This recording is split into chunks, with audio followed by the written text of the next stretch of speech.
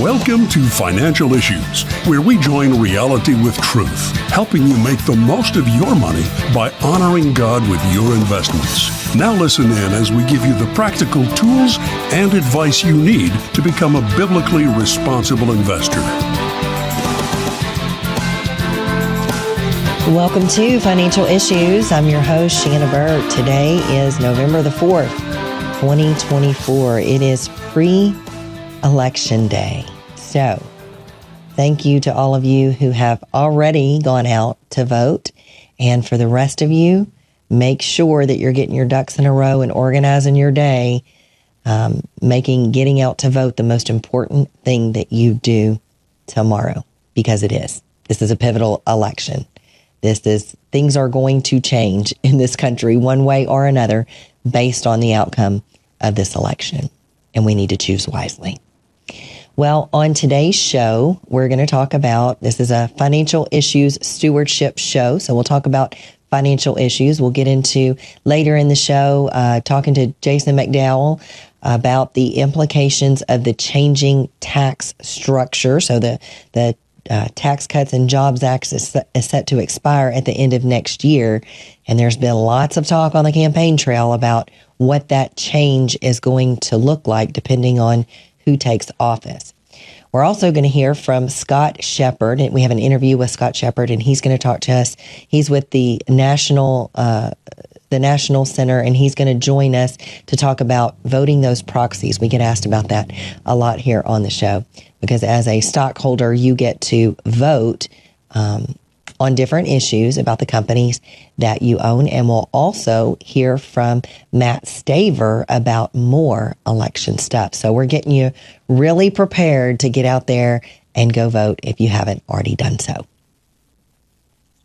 That's awesome, Shana. Speaking of voting, listen, you might be getting tired of hearing of this, folks, but we're not tired of talking about it, that's for sure. There's still time to get your Spineless Weasels t-shirt. So make sure that you make a donation of any amount to the ministry. Shana, unfortunately, for any latecomers, you won't have it in time to wear it for election day, but that's okay. You can still wear it proudly, no matter the outcome of the election. Don't be a spineless weasel. Go vote and make sure to wear your Spineless Weasels t-shirt afterwards as well. And get your Spineless Weasels tumbler also. Absolutely. And once you get your little I voted sticker, go find our social media post, and I've got my sticker, my picture on there, and share yours with us, because that's right. That gets into people's feeds and it helps us to get in front of more like-minded people. So we're on all kinds of social media. For sure. Better late than never. That's right. That's right. Yeah. Our stewardship verse today comes from 2 Corinthians 4:16. Therefore, we do not lose heart, even though our outward man is perishing, yet the inward man is being renewed day by day. Seth, what do you think? Good reminder, Shana. Again, as we're coming up to this election, it's a great reminder to focus on what really matters. There's a paradox in the Christian life where, as our bodies move closer to death by the minute, closer and closer to death, our souls are moving closer and closer to eternal life, of course, if we belong to Jesus Christ. So let us age graciously, knowing where our eternal hope is. Death is not the end, thankfully. It's actually the doorway to eternal life. And that is our true end, and there's no better end than that, Shana. It's good news. Speaking of aging graciously, Shana, a topic for our day today kind of centers around Social Security. So the question came from a partner named Dan, and he asks this: I have retired at 62, so I'm no longer contributing to Social Security, but I am drawing my state retirement pension. Should I start drawing my Social Security benefits now, or if I wait until the age of 67, will my benefit be greater? He's 63 now, by the way, Shana. He has a second question. I've never invested before. How do I transfer monies from my investment that I'm using now to invest in the Timothy Plan model? So I guess to start, what wisdom would you give Dan about when to start drawing Social Security? So Dan, I think you're in that age group that you don't really have to worry about politicians messing with your Social Security. I think that there's no politician that's going to touch that and really make big changes to those who are already at or close to qualifying age for their Social Security. I do think that changes need to be made to the Social Security program, but we won't get into that right now. But what I would say is, if you don't need the income right now, I would wait. There's about a 30% difference in your monthly benefit from age 62 to 70. So waiting that time, it's huge. I mean, so, you think about getting a 30% really return over that, 7-year period or so. That's a pretty good return. So the longer you can wait, the better off you're going to be, because you're going to get increases. When you get those cost of living increases, you're going to get those on a much higher number in the next year. So at age 67, that's for him is full retirement. So the benefit is much higher than early retirement. If you don't need the money, I certainly wouldn't consider taking it early. Also, if you have a surviving spouse, waiting until your full retirement age is going to increase that survivor benefit. So what is typical, it's not the case all the time, but typically the husband has a higher Social Security benefit than the wife does, because either the husband has been the higher income earner over the years, or maybe the wife chose the more noble profession of working in the home, being a wife and a mother, and didn't really have income history. So by waiting at least until age 67, you're going to lock in a higher benefit for your surviving spouse, which I think is a great thing to do. And if you can even wait beyond that to age 70, there's about an 8% increase in the Social Security benefit each year that you wait. And so the longer you go, that tends to compound. So waiting, there's wisdom in waiting. Yeah, well said, Shana. And then what about Dan's second question? How would you advise him transferring his investments to the Timothy model? So there's a couple of ways that you can do that. I'm assuming that Voya is probably his old retirement plan from work. So there's usually a rollover process. You would just call the phone number on your Voya statement, tell them that you're ready to do a rollover, and ask them what the process is. Lots of times they'll take that information over the phone from you, but they'll ask, do you want to roll it over? Do you want to have it distributed? If you've gotten a special tax notice. So most likely you're going to want to have that rolled over into an individual retirement account or an IRA that you've already opened somewhere. Now they will offer, I'm sure, to open an IRA for you and let you keep it at their company, but they probably don't have many, if any, biblically responsible investment options. So if you're wanting to follow our strategy, you need to go ahead and open an IRA, or if you have one that's already open that doesn't have any other after-tax money mixed with it. If you have a traditional IRA already open, you can roll that money into that, combine it together. So the first step is to have that IRA ready. Call them. If they allow you to do it over the phone, you'll be able to give them instructions. You'll have to know how the check is to be made out. It needs to be made out to the custodian of whoever has your IRA account for benefit of, or FBO, your name. And then they'll want to know an address that they can mail it to, or either they'll tell you they're going to mail it to your house and then you have to get it to your custodian. Once you do that, then you're ready to go. So if you want to use the Timothy model, just make sure that you're on a platform that allows you to buy the Timothy funds. So I'm told that Schwab will, Interactive Brokers will, and I forget the other one. There's also an option to open the IRA account directly with the Timothy plan. If you do that, you have to know, though, that you'll only have access to the Timothy mutual fund. So you won't be able to include even the ETFs if you want to, or any other individual stocks. So a couple of different ways that you can get started there. Awesome. I've got time for one more here, Shana. Brad is asking, I was just about to buy some Timothy Plan ETFs, and the next three on our list have a minimum of $100,000 purchase on my Fidelity brokerage account. Is that right? Is he seeing everything right there, Shana? He probably is seeing it right. That does pop up even on my platform. That's because I'm assuming that he's trying to buy the iShares, A shares, iShares, C shares. That just all pertains to the cost structure of the mutual fund. Our recommendation is to buy the iShares if you can, and I've been told by multiple sources that you can purchase them on the discount brokerage platform, even though Timothy's official stance is that they're only available in accounts that are managed by a financial advisor, because the financial advisor typically charges you money to purchase those shares. But if you can purchase them, it will say that. But a lot of times, if you just keep going through the order and go out, try to push it all the way through, it accepts the order. So they usually do not enforce that $100,000 minimum. Awesome. Good stuff, Shana. Thank you. All right. So I think we're just about out of time for this first part of the show, but we've got a lot more to come. So we hope that you're going to stick around. We have we have a couple of interviews today. We have actually guests on the whole rest of the show. So Jason later in the show to talk about Tax Cuts and Jobs Act. We've got Scott Shepard who's going to talk to us about their project at the Free Enterprise Project, and Matt Staver for more election talk. So stick around. We've got to take a break. We'll be right back.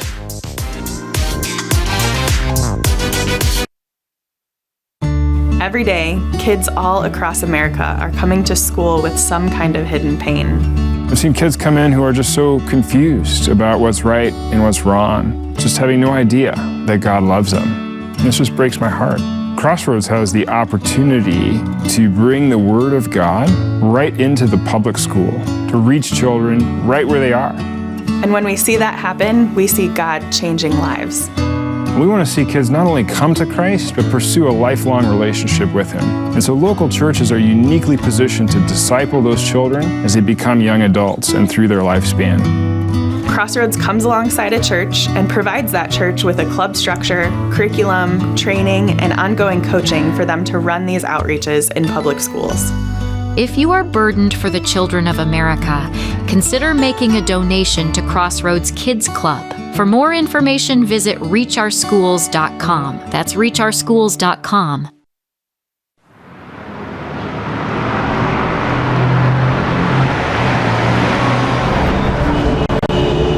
Navigating through investment options can be challenging, especially when you're determined to uphold your God-given values. Every dollar you invest is a vote for the world that you want to live in. Let your values guide your investment decisions and help to shape the culture in which we live.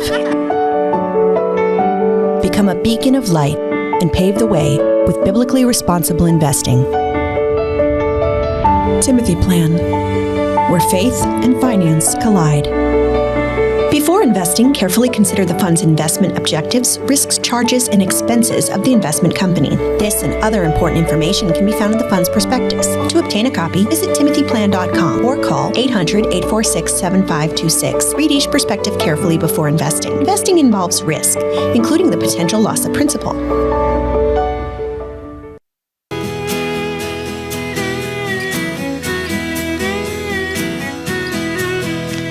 Welcome back to Financial Issues. I'm your host, Shana Burt. Thanks for sticking with us. We're feeling very hospitable today. We have a great sense of hospitality. We have lots of guests today, so you're in for a lot of treats.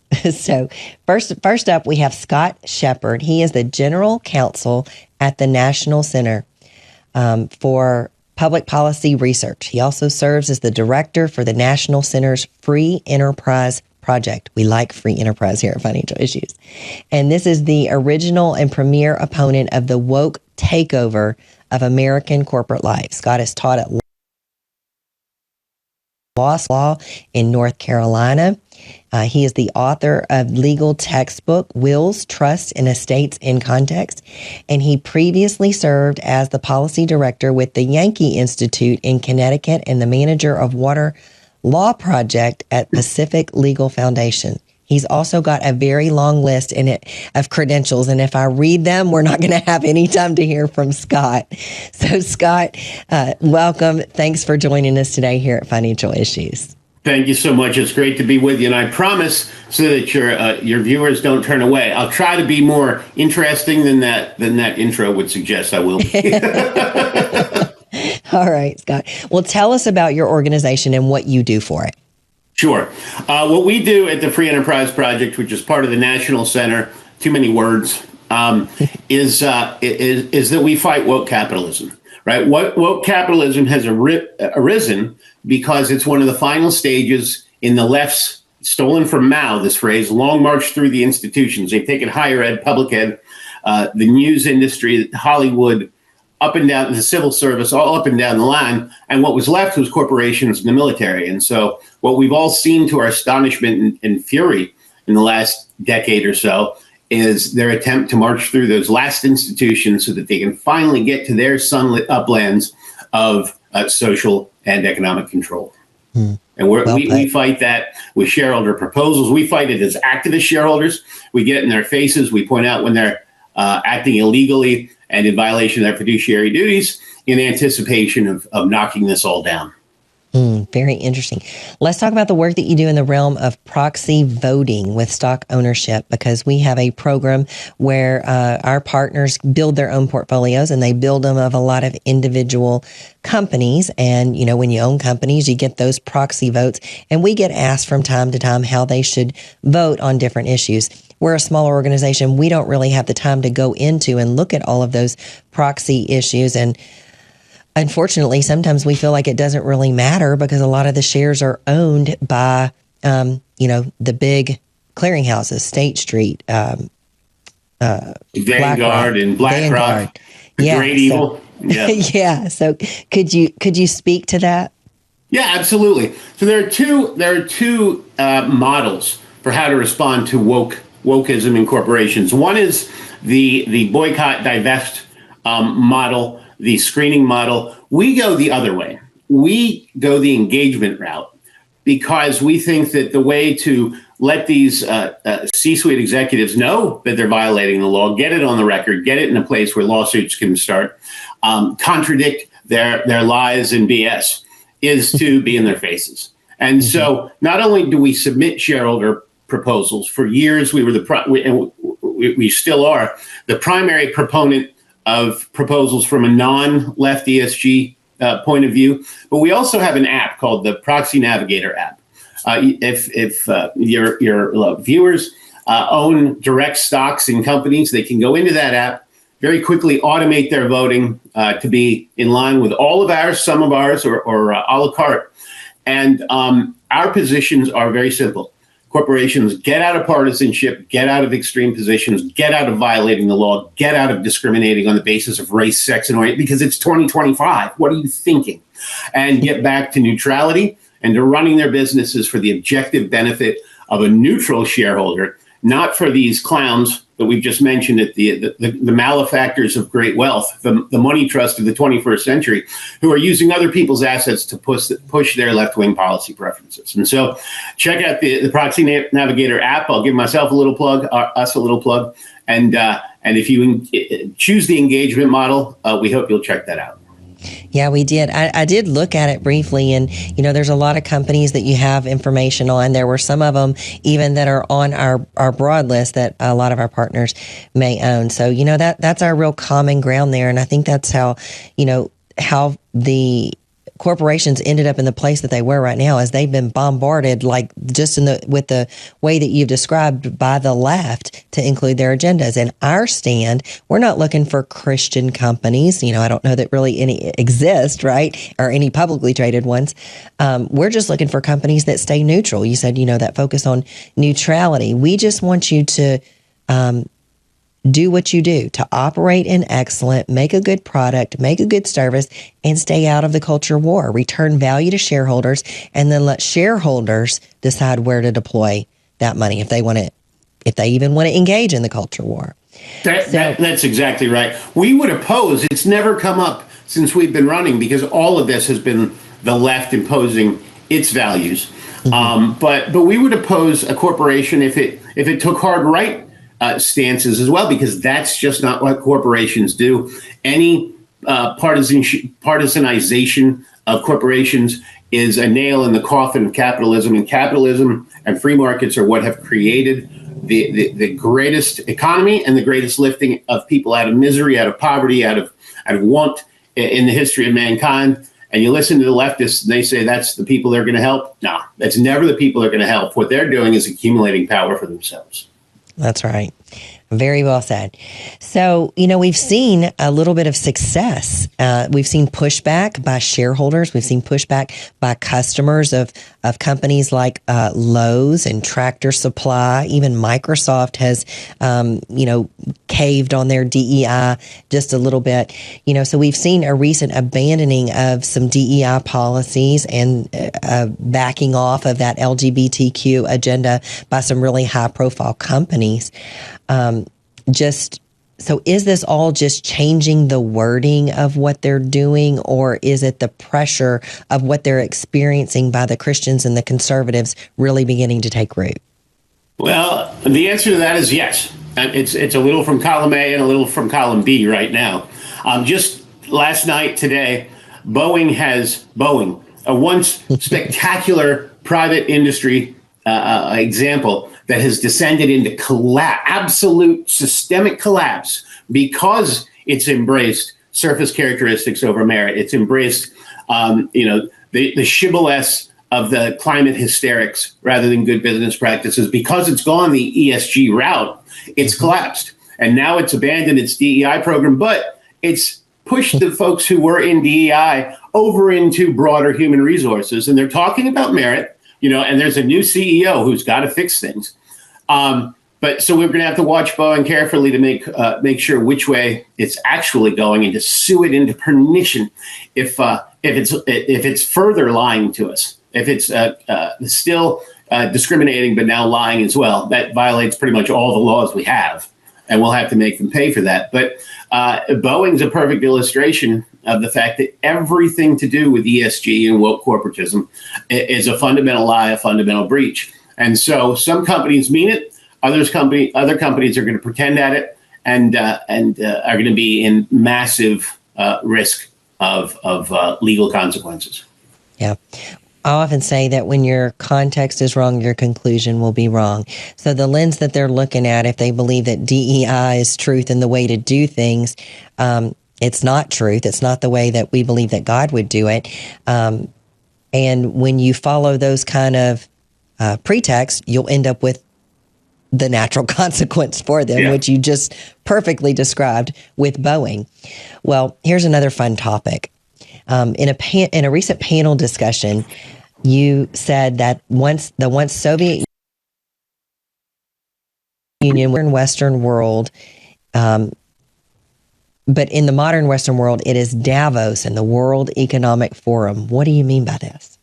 Well, I was stealing from one of my heroes. No, with that, Mr. Reagan went before a convention of evangelical preachers in 1983 and said, honestly, and it gave the flutters to all of the deep staters, even then in the State Department, that the Soviet Union was a locus of evil in the modern world. He was absolutely right.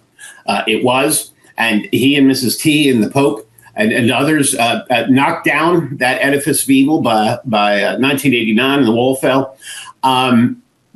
And things changed, and we thought we were past history, as I think Francis Fukuyama put it. We aren't, because there's always evil in the world. We know that, and that evil now for the Western world resides at Davos, where the wealthy who push ESG on us, push climate restrictions, carbon restrictions on us, go from their mansions in their limos to their private jets to fly to the top of the world in the middle of the winter, to stay at luxury hotels, to tell us to cut our carbon footprints further and to establish themselves as a global new caste of nobility and establish a new feudalism. And that's what ESG is about. And that is social and economic control for us and liberty for them. And it is the locus of evil in the Western world, because they're trying to do quietly what past tyrannies attempted to do in the 20th century. Yeah, that's good. There's this talk of the Great Reset and all of these things. And our founder did a really great conference call on that with our partners several years ago. And, my summary of that basically is just that, the Bible tells us what's going to happen at the end of the world, right? And now we have these elites kind of saying some similar things, one world government, total power, concentrated, you'll own nothing and be happy about it. And it really lines up with what the scripture says is going to happen. But I don't think it's because they want what the Bible says. I think it's because they have their own agenda about it. But, we as Christians can rest secure in knowing that God is in control. Well, we have about just a minute left. So can you tell our listeners where they can learn more about you and your organization and what you do? All right. Well, the Proxy Navigator app I mentioned is on the two big app stores. We're at freeenterpriseproject.org. The larger National Center for Public Policy Research is nationalcenter.org. Every time I can get a moment, I write a piece at Real Clear Markets. If you start there and would like to partner with us in any way, just get in touch, and we'll help you help us. Sounds great. Well, Scott, there's so much. There's so much more than I'd like to pick your brain on, but we're out of time in this segment. So thanks for joining us today. We really appreciate the work that you're doing there. 100%, my pleasure. Thank you. All right, folks, we've got to go. If you're listening to an outlet that only carries the short version of the show, but get the whole show, you're going to want to see it today. We've got Matt Staver coming up and Jason MacDowell to talk about things that you're going to want to know. For the rest of you, stay tuned. We'll be back. It's easy to get caught up in the rush and forget about what really matters. Too often, we invest in stocks without knowing what they stand for. When your investments align with your values, your money speaks for you. Because biblical values matter, even when investing. Learn how to invest biblically and responsibly. Visit financialissues.org to learn more. That's financialissues.org. Through the ministry of Preborn, the Financial Issues family has saved tens of thousands of lives of babies. What an amazing job that God has done through you, the Financial Issues family. Would you join us in saving the lives of babies? What an amazing reunion we will have in glory, meeting all the people that we have saved. Please go to preborn.org, that is preborn.org, or financialissues.org, and click on the Preborn banner.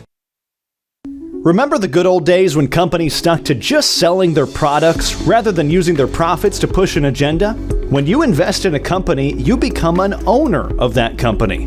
And more businesses are now using your money to fund woke projects. We're called to be good stewards of all we have, and that includes ensuring your investments align with your biblical values. Thankfully, that's where Financial Issues can help. For over 25 years, Financial Issues has stood as a leader of biblically responsible investing, encouraging the body of Christ to keep funds out of companies that dishonor God. We provide Christian investors with the tools they need to build fiscally and biblically responsible portfolios. We're at the forefront of the fight, helping you not only with your finances, but advocating for truth and godly wisdom. For more information, go to financialissues.org. That's financialissues.org.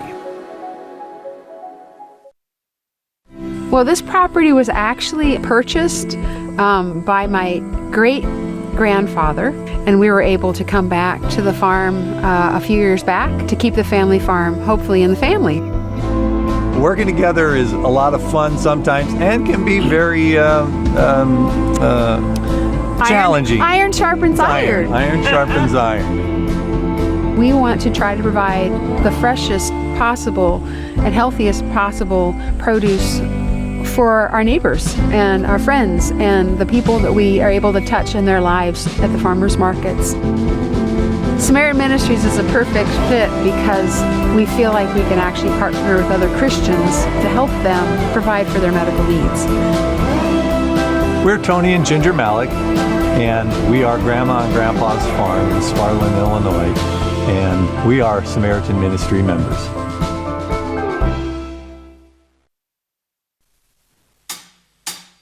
Securities offered through G.A. Reppel & Company, a registered broker-dealer and investment advisor, member FINRA and SIPC. Opinions expressed by Shana are hers alone and are for informational purposes only, and do not necessarily represent those of G.A. Reppel or the outlet on which you are listening. You should consider how the information applies to your situation prior to personally implementing it, and consult any financial professional you work with to make sure it's applicable to your financial plan.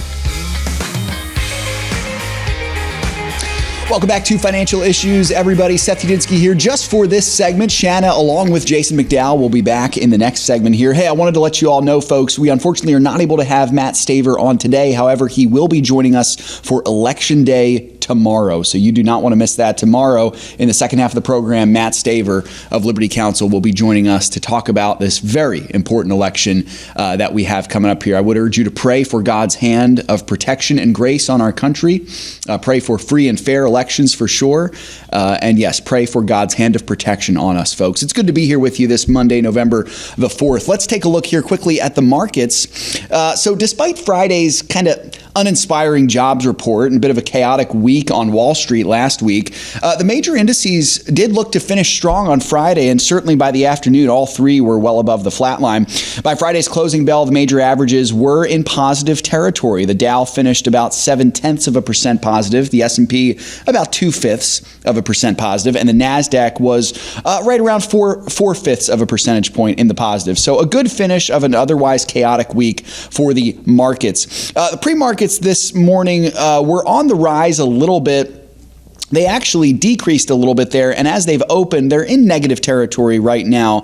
There are lots of things happening, lots of things coming up this week, of course, that may make the markets a little skittish. The Dow Jones right now is down 0.5%. The S&P 500, same thing, down around 0.5%, and the NASDAQ is down around 0.5 percentage point. As we're sitting right now, oil is currently sitting a little higher than it's been recently, around $71 a barrel, a little bit above that, actually. The U.S. 10-year Treasury yields right around 4.28%. That's up from what it was before, but down slightly from the highs that it was hitting. I think that was maybe last week that we were seeing that. So that's what the markets are looking like right now, folks. We'll have to see how they react with the uncertainty surrounding the election, of course. I'm hearing a lot of reports that we may not get a official the vote may not be called by the end of the day tomorrow, which is really a bummer because you think in a country like ours, you should be able to count all the votes on Election Day. But evidently, that's probably not going to happen, so it will probably be more like Election Week. Come on, Seth, it's called Election Day. Why would you expect something so silly as knowing the result of the election? That's absurd. I know. It's ridiculous. It's too much to ask, Sam. I'll tell you what. Speaking of which, Sam, we got some interesting headlines to get to here, brother. Why don't we talk about this one from Donald Trump about the deregulation policies? That's right. We're one day out from the election. We should start singing Les Mis or something like that. One day more, you know.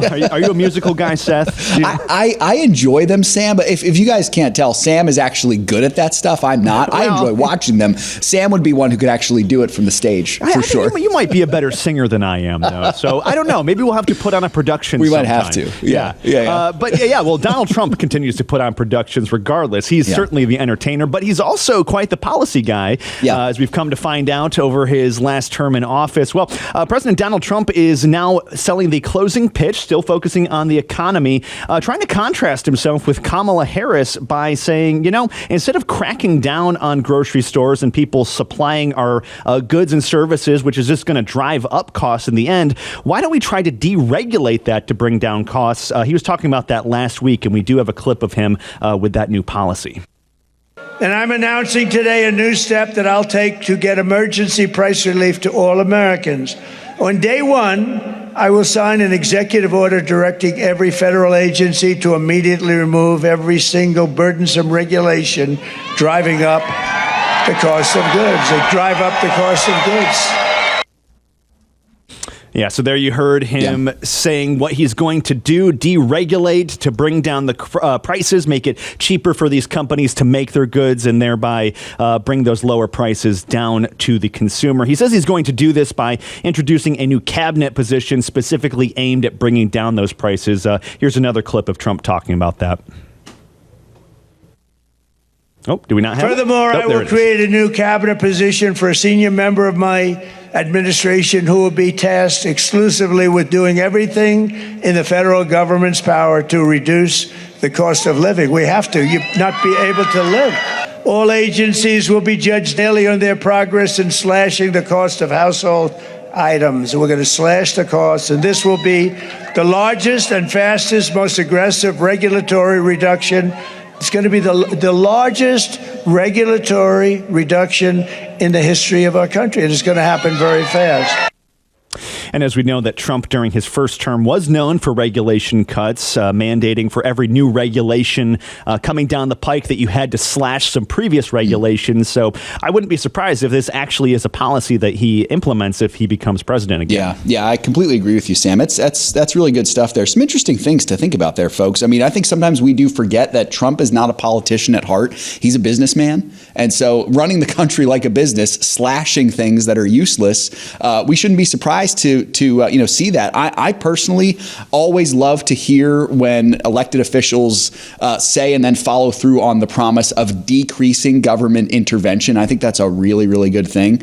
Sam, I'm sure that you, as a leaning with some of your more libertarian leanings, might feel the same way about that as well. Most definitely. Anytime someone's like, we're going to get rid of this department, we're going to cut this regulation, we're going to really cut anything in government, I'm like, you're speaking my language. That seems pretty cool. Absolutely. And certainly that's not a call for anarchy. I mean, we understand, government's necessary in certain things, but man, there's so many things that are unnecessary. And so to hear that's really good. I think also it's interesting to see, folks, and Sam, you pointed this out, this is a different tune than Kamala Harris and Biden as well, the Kamala Harris-Biden administration going the price gouging route, blaming the high prices on corporations. I think Trump is actually getting to the heart of it and realizing, no, this is a deeper problem that starts with the federal government, and that's then causing all these corporations to have to jack up those prices. It'll be very interesting to see, Sam, for sure. Oh, yeah, definitely. And I think it's a really smart move on Trump's behalf, just from a pure political angle, because you got to think about it. Kamala Harris hasn't really proposed that many policies.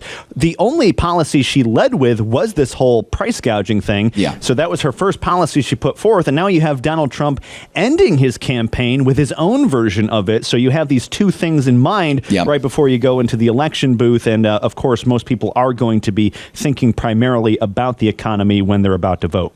Absolutely. And certainly, I think has been, just from a pure political strategy standpoint, been one of the strengths of the Trump campaign in his first presidency and also in his bid for re-election is a strong understanding of what a good economy is. And again, that goes back to the fact that he's a businessman at heart. Good stuff, Sam. I appreciate that, man. We'll be keeping an eye on those things for sure, especially in these next 48 hours. This week, folks, upcoming reports that we have, not much today. Tomorrow, obviously, is election day, so that's what we'll be really focused on there. The markets, I'm sure, will be looking at that as well. We do get the U.S. trade deficit, ISM services also. Wednesday, we get the S&P final U.S. services. Thursday, we get jobless claims. Thursday will be an interesting day because we also get the Federal Reserve interest rate decision, which is kind of flying under the radar, but that's also coming this week in a double whammy here. We get the election and then we get the interest rate decision. We also will hear from Fed Chair Jerome Powell. Thursday's going to be an interesting day, folks. You're going to want to tune into financial issues because we may have an understanding of who's going to win the election at that point. We will have an understanding of interest rates as well.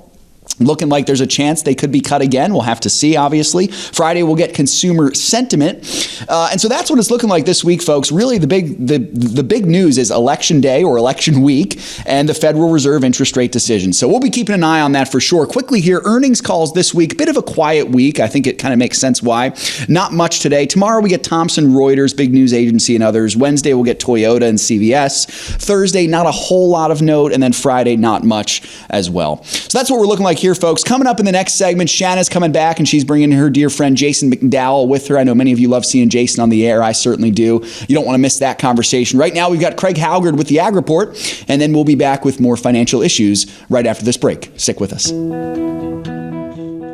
This is Craig Haugaard with your Financial Issues Ag Update for November 4th. Well, corn gave us another range-bound session for the December contract Friday as it traded in this majority of last week. The U.S. remains the most competitive origin for corn for those that need to import corn. And with corn harvest wrapping up in many areas, we're seeing the domestic corn basis continue to work higher. At the close, December corn was 3 3/4 cents stronger at 4.14 In the wonderful world of soybeans, U.S. production remains pretty good in terms of how this harvest is turning out. Export prospects are fair, and the prospect of a large South American crop is certainly more secure than it was just a couple weeks ago. April. The South American soybean crop has benefited from rains in the past couple of weeks, and with more in the forecast for the next 2 weeks, Brazilian production hopes are pretty strong. At the close, January beans were 0.75% lower at $9.93 3/4. Wheat had a quiet, low-volume session to close out the week. The U.S. hard red winter wheat premium to Russian FOB values is the smallest in months, and that may open some markets to U.S. wheat. At the close, Minneapolis December wheat was 4.5 cents lower at $5.99 3/4. Kansas City dropped by 2.5 cents to close at $5.66 3/4, and we had Chicago 2.5 cents lower at $5.68. Cotton futures had the widest trading range that we've seen for quite a while. At the closing bell, the December futures were 60 points higher, closing out the session at 70.17. Livestock futures were mixed. December live cattle were 37.5 cents lower, $185.92 per hundredweight. January feeder cattle were $1.87.5 higher as they settled at $243.20 per hundred. And our December lean hog futures rose by 27.5 cents, closing out the week at $84.07.5 per hundredweight. After 6 straight losing sessions, Class 3 milk futures posted a positive close. We had December futures up 22 points at $19.68. Well, this has been Craig Haugaard with your Financial Issues Ag Update. We'll be right back with more financial issues after this.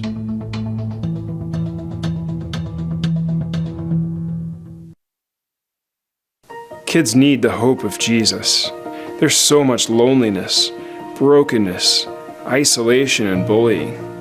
Now, you and I, we have the opportunity to do exactly what Jesus said, to go and make disciples, right where they are, right inside their public school.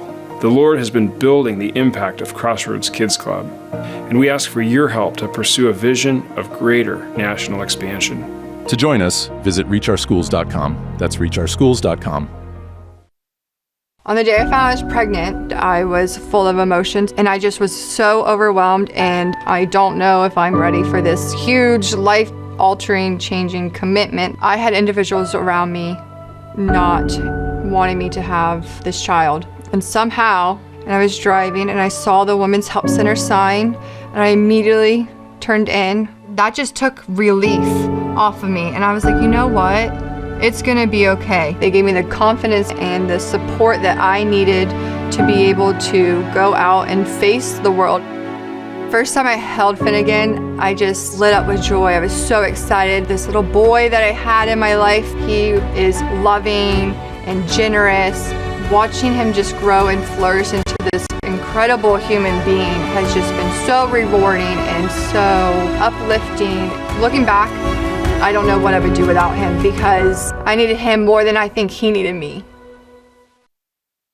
I'm Shana Burke, host of Financial Issues, a nationally syndicated, biblically based program. During our daily program, we help you navigate the current financial climate and provide valuable insight so that you can be a good steward with the money that God has blessed you with. My wife and I have been partners with you for several years, and we have benefited greatly from your advice and your ministry. I never dreamed I'd be able to give money like this. Join our partnership community by visiting financialissues.org. The opinions and recommendations expressed on this program do not necessarily represent the opinions of the station or any of the program sponsors. Additionally, all products or services offered by the program sponsors may not be known by the program. Welcome back to Financial Issues. I'm your host, Shana Burt, and unless you live under a rock somewhere, you know that tomorrow is Election Day. It's a big day. So, we are a stewardship ministry, and we've been sort of harping on the fact that voting is a stewardship issue. So, getting to the ballot box is your way of expressing your values. Like the person at the top of the ticket or not, you can look and see what the party platform is. You can tell very quickly whose values align with your own. The stewardship issue, because we are to influence our leadership. The people in Washington are supposed to be elected by the people and are supposed to enact laws and legislation and run our government for the benefit of the people. So we are to influence our leaders not vice versa. Our leaders are not there to impose their values upon us. So, if you haven't voted yet, make sure you get there tomorrow, no matter what happens. The election has a lot of outcomes coming with it. Economic, yes, that seems to be the things on everybody's mind, whether they're a Christian or not a Christian. There's a lot of anxiety about what will happen depending on who gets elected. For Christians, though, this is a very important spiritual battle. You know, it's a battle for life, for the sanctity of life. It's a battle to whether marriage stays defined as one man, one woman as we know it, and whether our kids are told the lies that the LGBTQ agenda is trying to propagate on them, or whether we stand up and speak out. There's a lot of things at stake. So one of the economic things that are at stake, though, is what taxes are going to look like going forward. And it's a much different picture on each side. The fact of the matter is we have a current tax structure. The Tax Cuts and Jobs Act, or TCJA, which we'll call for short, is set to expire at the end of next year. So we have a couple of knowns and unknowns. We know that it expires unless it's extended. And the IRS has just announced, now there's modifications to that basic structure every year. The standard deduction changes, the tax bracket thresholds change just a little bit. So I've invited my friend and colleague Jason MacDowell back to talk to me and to talk to us about what's changing in 2025 and beyond. So Jason, welcome.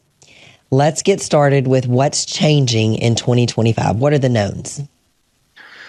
New federal brackets have been released, so we see the increase of the standard deduction, but also we know what the tax brackets are going to be for 2025, 12%, 22%, all of the tax brackets there.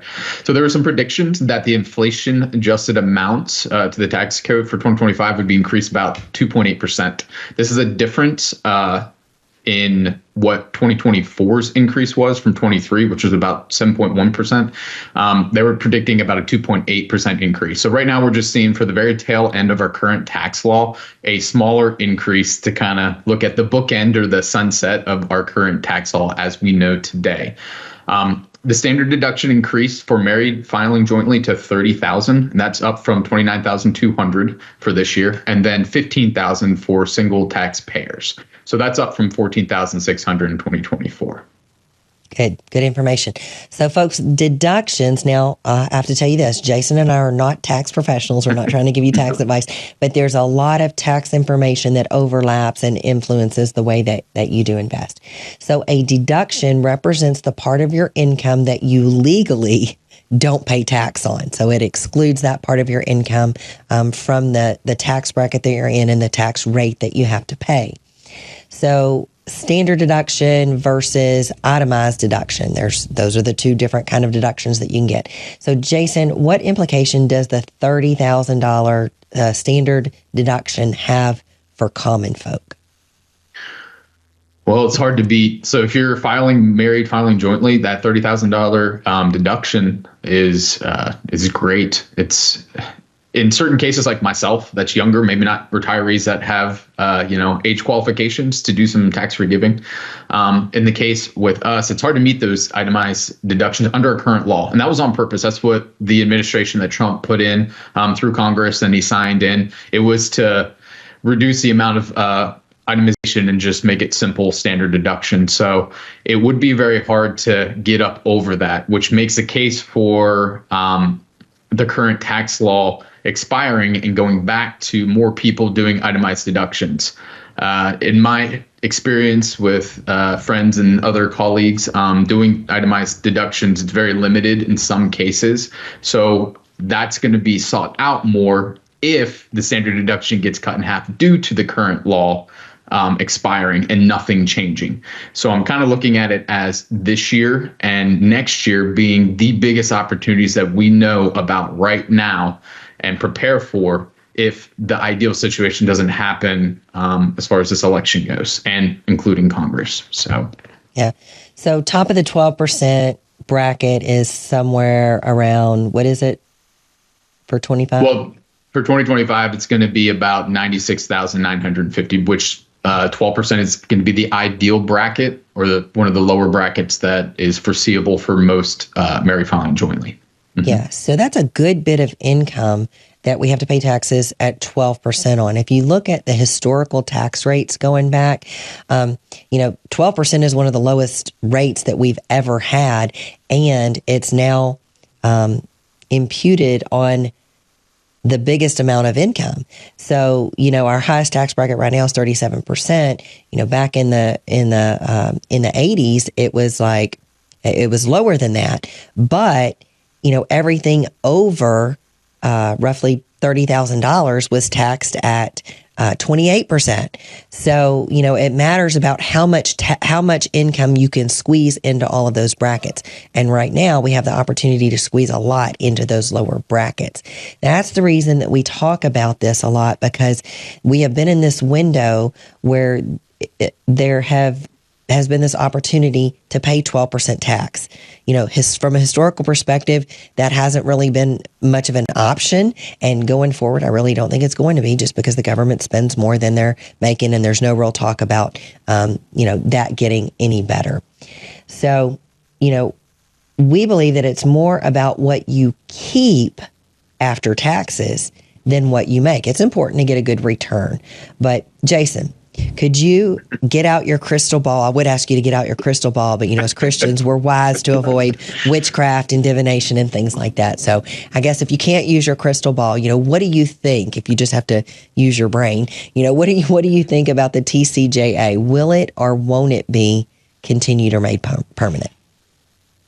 So I like to look at scenario-based. I'm just kind of a scenario-based person when it comes to our clients. I like to try to cover the ifs and thens. What are we going to prepare for? Just being prepared, I think, is good stewardship. So I'll make a case for the current tax law just expiring.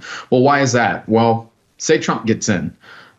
I think about this, and I forgot to mention just on past conversations that you and I have had, Shana, is that we need an act of Congress. So we need to make sure that I hope that Congress is held by the same party with Trump, and that they can get through a bill to renew and modify. There's some modifications that I want that Trump's been talking about that we'll talk about here in a second. But a case for it expiring is, hey, Trump gets in, but Congress isn't held by, the Republicans there. So now we have an issue of what can Trump do, and there's limitations there. And I don't want to go through all of that, but it does take an act of Congress to go through. So that's kind of one of the obstacles I see right now as being why it could basically get locked Congress and nothing happens, even though Trump's in office. So that's another good point there.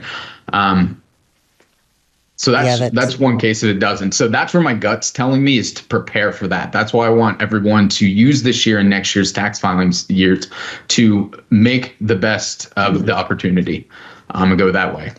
Yeah. Now, there's also, I guess you want me to go into the case of it does? Yep, go ahead. Mm-hmm. The other case is it does get renewed in the modification there. So that's the best outcome. That's what I hope. I hope I'm wrong, and I hope my gut's wrong about it not. And I hope that it does get extended and it gets modified. So what's one of the things that Trump talked about? Well, he talked about using tariffs to take care of the federal taxes on Social Security. That would free up a lot of income to be able to continue moving more qualified. And that would be a whole new strategy that we will have to look at with that current tax law. But that's something I'd like to see. I also would like to see what he keeps talking about, removing federal income taxes as well due to tariffs.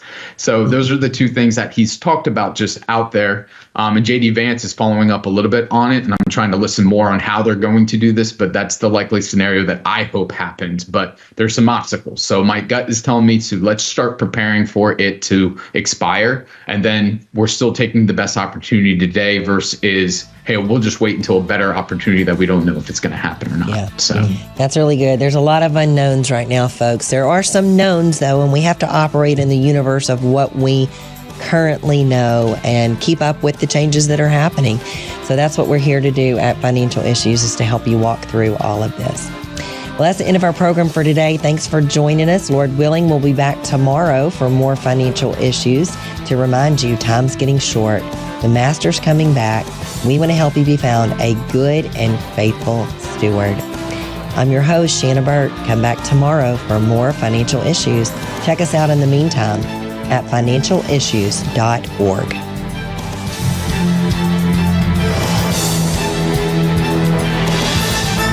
If we ever forget that we're one nation under God, then we will be a nation gone under. Thank you for joining us. This has been an FISM production.